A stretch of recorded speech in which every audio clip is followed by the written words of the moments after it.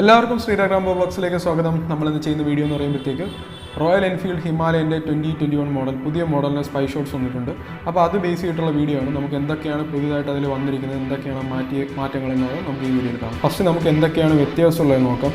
പുതിയ മഡ് ഗാർഡാണ് വന്നിരിക്കുന്നത്. അതായത് മുകളിലുള്ള മഡ് ഗാർഡ് മാറ്റിയിട്ടുണ്ട്, ഫ്രണ്ടിലുള്ള വിൻഡ് ഗാർഡ് മാറ്റിയിട്ടുണ്ട്. ഓൾസോ ബാക്കിൽ ചെറിയ വ്യത്യാസം വന്നിട്ടുണ്ട്. ബാക്കിൽ പഴയ കാരിയർ മാറ്റിയിട്ടുണ്ട്. അതിന് പകരം രണ്ട് ബോക്സ് ടൈപ്പ് ലഗേജ് കാരിയറാണ് വെച്ചിരിക്കുന്നത്. അതെന്തായാലും വരാൻ ചാൻസ് ഇല്ല, കാരണം അത് ജസ്റ്റ് ഒരു സ്ക്രാംബ്ലർ ടൈപ്പാണ്. അത് ബാക്ക് കണ്ടിട്ട് നമുക്ക് തോന്നുന്നത്. അപ്പോൾ അത് ഹൈഡ് ചെയ്യാൻ വേണ്ടി വെച്ചിരിക്കാനാവാനാണ് ചാൻസ്. ചിലപ്പോൾ വിത്ത് ബോക്സ് അഡീഷണൽ ഫിറ്റിംഗ് ആയിരിക്കും, അല്ലെങ്കിൽ ഒരു സ്ക്രാംബ്ലർ ടൈപ്പ് ബാക്ക് എൻ്റെ ലുക്കാണ് വരുന്നത്.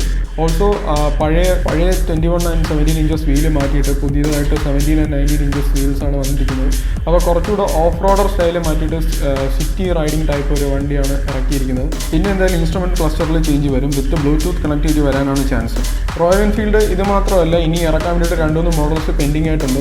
എക്സാമ്പിൾ നമുക്ക് 650 എഞ്ചിൻ വരുന്ന ഒരു ഹിമാലയൻ വരാൻ ചാൻസ് ഉണ്ട്, അത് ഇതുവരെ വന്നിട്ടില്ല. പ്ലസ് 650യുടെ തന്നെ ഒരു ക്രൂസർ ടൈപ്പ് വെഹിക്കിൾ വരാനുണ്ട്, അതിൻ്റെയൊക്കെ സ്പൈ ഷോട്ട്സ് നേരത്തെ ഇറങ്ങിയിട്ടുണ്ടായിരുന്നു. ആൻഡ് ഓൾസോ നമ്മുടെ ക്ലാസിക് 350 റീലോഞ്ച് ചെയ്യാനുള്ള ചാൻസ് ഉണ്ട് മീറ്റിയോറിൻ്റെ എഞ്ചിൻ വെച്ചിട്ട്.